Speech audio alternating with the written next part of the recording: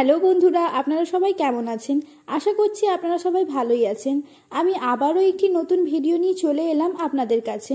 আজকে আমরা মাছের রেসিপি কেমন করে বানাতে হয় সেটি শিখব। আপনারা দেখতে পাচ্ছেন আমি মাছটিকে ভালো করে ভেজে নিচ্ছি। এখন কড়াইয়ে তেলতে গরম করে মাছটি দিয়ে দিয়েছি। এবার মাছটা ভাজা অবধি ততক্ষণ একটু ওয়েট করা যাক। আপনারা দেখতে পাচ্ছেন এখন মাছটি কড়া করে ভাজা হয়ে গেছে। এইবার আমি মাছগুলিকে তুলে নেব। মাছগুলো তোলার পর আবার বাকি যে মাছগুলি আছে সেগুলিকেও এক এক করে ভেজে নেব। আস্তে আস্তে করে আমার সব মাছগুলি ভাজা হয়ে গেছে।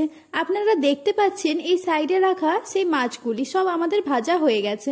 এবার বাকি যে বাড়িতে যে অবশিষ্ট যে সবজিগুলো থাকে সেই সবজিগুলো না ফেলে আমি এখানে সেই সবজিগুলো ইউজ করে দিয়েছি এবং আলুগুলোকে দেখতে পাচ্ছেন লম্বা লম্বা করে কেটে নিয়েছি।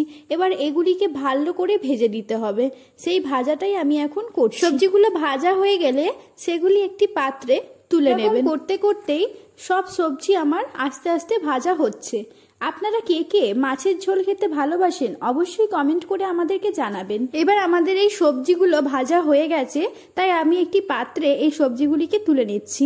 আর আপনারা পাশে দেখতেই পাচ্ছেন আমাদের মশলার পেস্টটি একদম তৈরি আছে। ফোড়ন দিয়ে আমি সেই মশলাটিকে ঢেলে দেবো। আমাদের বাড়িতে জানেন তো ঝাল খেতে সবাই প্রচণ্ড পছন্দ করে, তাই আমাদের বাড়িতে ঝাল একটু বেশিই হয়।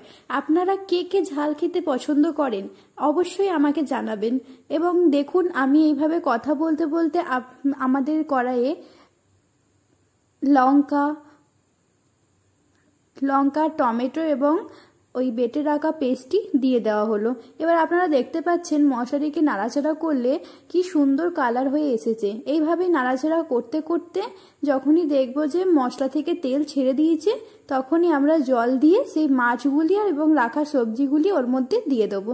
এবার আপনারা দেখতে পাচ্ছেন আস্তে আস্তে করে আমি ওই প্রসেসেই এগিয়ে যাচ্ছি।